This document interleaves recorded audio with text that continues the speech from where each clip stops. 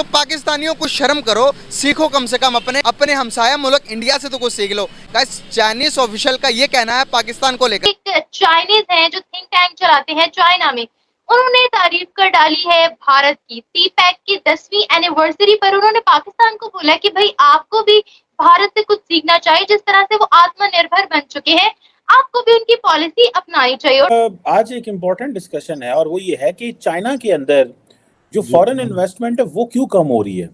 China के अंदर जो फॉरेन डायरेक्ट इन्वेस्टमेंट है इन अप्रैल जून लास्ट ईयर से 50% ड्रॉप कर गई। इस तरह डिफरेंट स्टैटिस्टिक्स आ रहे हैं। चाइना के एक ऑफिशियल पाकिस्तान आए हुए थे और कहा कि भाई मैंने इंडिया भी विजिट किया।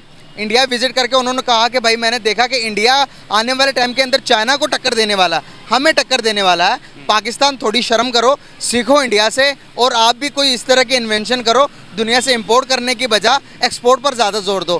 क्या कहना चाहेंगे? चाइना हमारा दोस्त, वो भी आज इंडिया की तारीफें कर रहा है, क्या वजूहत है? जो चाइना ने कहा, चाइना की तो अपनी डेस्परेशन भी है, तो चाइना ऐसी स्टेटमेंट्स के दो वजह हैं। वो इंडिया को खुश भी करना चाहता है और साथ में जो अपनी एक भड़ास है पाकिस्तान की तरफ वो भी निकाल रहा है। इसी तरह तड़पता रहेगा। आप कहते हैं मुल्क चलेगा किस तरह? मुझे पाकिस्तान चलता नजर नहीं आता, रेंगता नजर आ रहा है। इसी तरीके से रेंगता रहेगा। अब अल्लाह करे, मैं जिस तरह हमेशा ये कहता हूँ, अल्लाह करे कि हाफिज साहब, हमारे आर्मी चीफ साहब इसका हल निकालें। सर बेसिकली देखें जी, हमारा तो कोई दोस्त नहीं है। दोस्त होता है कि दोस्त मुल्क उस दोस्त का होगा जिसकी इन्वेस्टमेंट वहाँ पे सेव होगी। अब चाइना इंडिया की आपस में जंगी हुई हैं या जिस तरह भी है, लेकिन चाइना की इन्वेस्टमेंट वहाँ पे सेव है।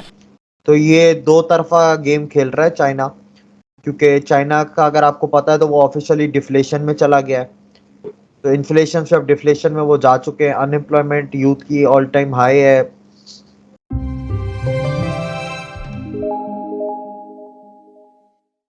जय हिंद दोस्तों। अब यार इंडिया का कंपैरिजन मैं भिखारिस्तान से क्या ही करूं। ठीक है, कंपैरिजन अगर कोई कंट्री इंडिया के साथ कर सकता है तो वो चाइना है, जर्मनी है, फ्रांस है, यूके है, अमेरिका है।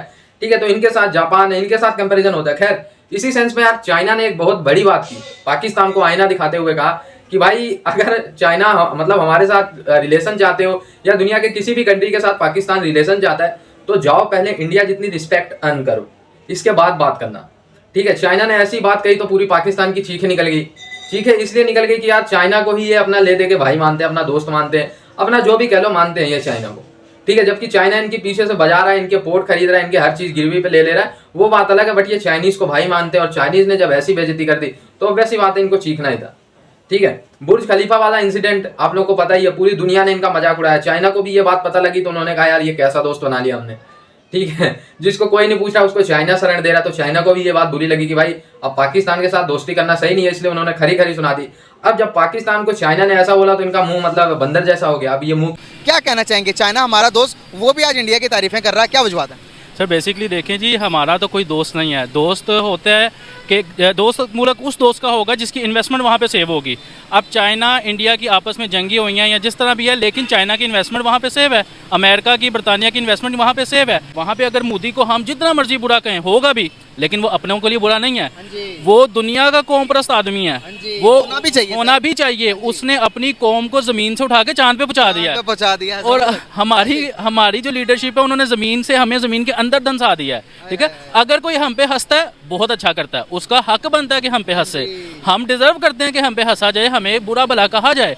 ये हमारी हरकतों का नतीजा है। हम जब कौम परस्त नहीं होंगे, हम पॉलिटिकल स्टेबिलिटी नहीं लाएंगे, हमें अच्छे बुरा का ये शक्ल अच्छी है जी आप इसको ले आओ, 3 साल पहले वो अच्छा था, अब ये मुझे अच्छा लग रहा है, चलो भी आप फारिग हो, आप आ जाओ।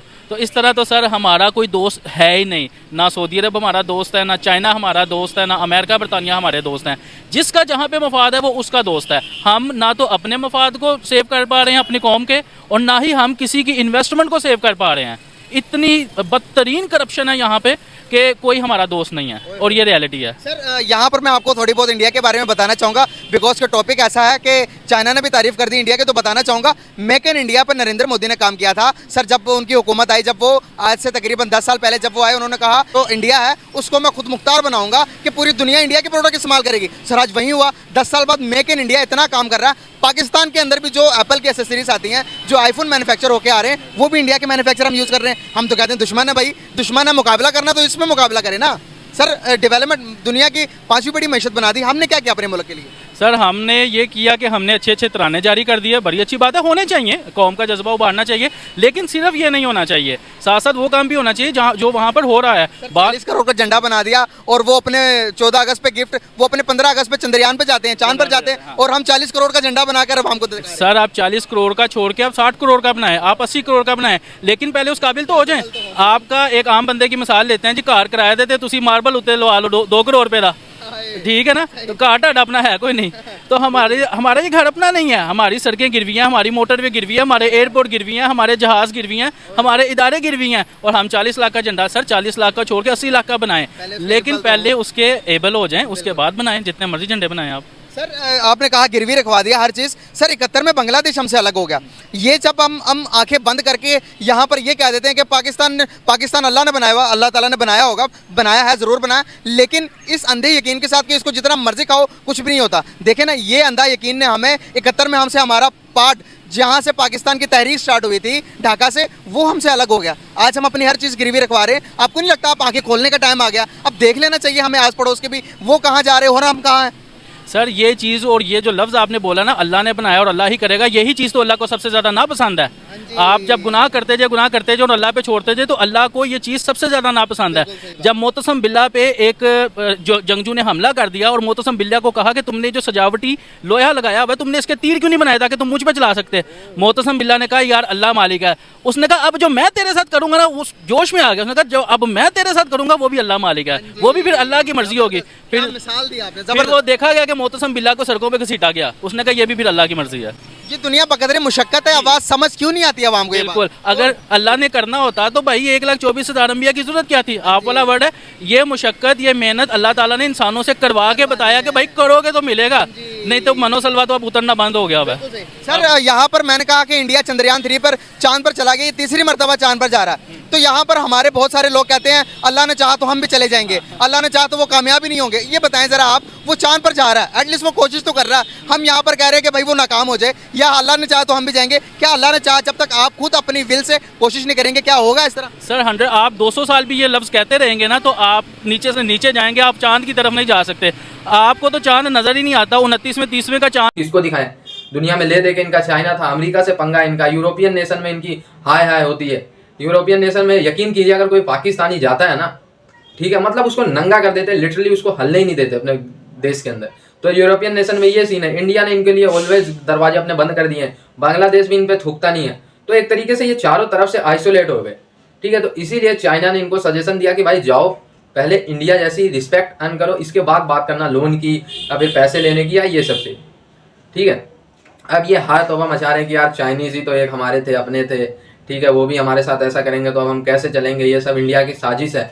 लेकिन भाई चाइना कभी इंडिया का फ्रेंड नहीं हुआ, चाइना कभी इंडिया का फ्रेंड नहीं हुआ, उसने कभी इंडिया के हित में नहीं बोला अभी तक, हिस्ट्री उठा के देख लो। बट यार इस इंडिपेंडेंस डे पे 160 नेशन ने ये इंडियन तिरंगा फहराया, इसके बाद अमेरिका में, इसके बाद रसिया में, इसके बाद बेल्जियम, न्यूयॉर्क, मतलब दुनिया का कोई सा भी देश गिनवा लो, यूरोपियन नेशन, अफ्रीकन नेशन, मतलब चारों तरफ, टर्की वगैरह, चाइना वगैरह को छोड़ के चारों तरफ तिरंगा फहरा। तो यार ऑब्वियस सी बात है, ये देख के चाइना के दिमाग में दहशत तो मचेगी, ठीक है, इंडिया की रिस्पेक्ट देख के। तो नहीं किसी को कुछ कर पाए तो पाकिस्तान को ही लताड़ दिया कि भाई इंडिया जितनी रिस्पेक्ट अर्न कर लो, इसके बाद बातचीत करना, ठीक है। और यार सच बताऊं तो एक तरीके से पाकिस्तान एक तरीके से नर्क बन गया, बिलबिला रहे हैं लोग, जो भी जहां से मौका पा रहा है भाग रहे हैं, आप लोग को पता ही होगा, ठीक है। और तो इस सिचुएशन पे चाइना जो बेस्ट कमेंट कर सकता था उसने किया। तो आई होप ये वीडियो आप लोग को अच्छा लगा, जुड़े रहे भाई ऐसे वीडियोस के लिए, तब तक के लिए धन्यवाद, जय।